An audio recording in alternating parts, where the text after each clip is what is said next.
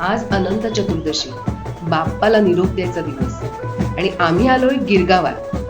वाडीलगतच्या रस्त्यावरून म्हणजेच BP road Girgaon Mumbai 4 वरून खूप मोठमोठ्या गणपतींच्या विसर्जनाची मिरवणूक निघते आणि ती बघताना खूप मज्जा येते.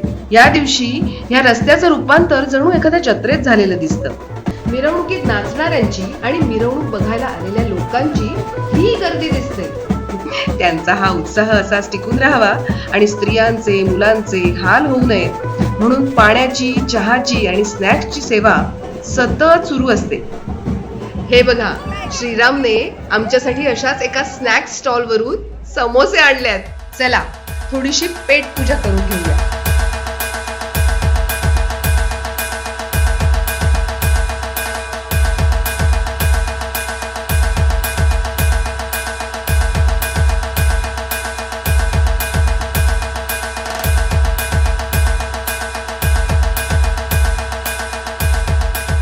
चला, खूप दंगा केलाय, आता भूक लागेल सगळ्यांना. घरी मिरवणूक बघायला आलेल्या पाहुण्यांसाठी हा मसाले भात. लहानपणी ना या दिवशी जवळजवळ 20 ते 25 माणसं आमच्या घरून जेवून जायची.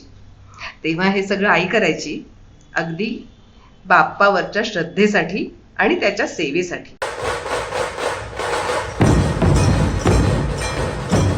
जेवून खाऊन पुन्हा सगळेजण खाली मिरवणूक बघायला आले. आता सगळ्यांना ओढ लागली आहे, ती म्हणजे लालबागच्या राजाची. सगळे अगदी डोळ्यात प्राण आणून त्याला बघण्यासाठी इथे गर्दी करतायत.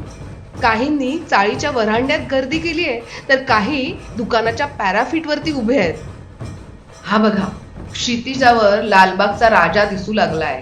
पहाटेचे 4:30 झालेत बरं का. हे असे हार ना टप्प्या टप्प्यावर राजाला घातले जातात. कुणी नवस बोललेला असतो तर कुठल्या तरी वाडीच्या किंवा इमारतीच्या तर्फे दरवर्षी मानाचा म्हणून हार घातला जातो. हा असा पायंडा ना फार पूर्वीपासून आहे. आजचा हा माझा ब्लॉग आवडला असेल तर लाईक करा, शेअर करा आणि चॅनलला सबस्क्राईब करा.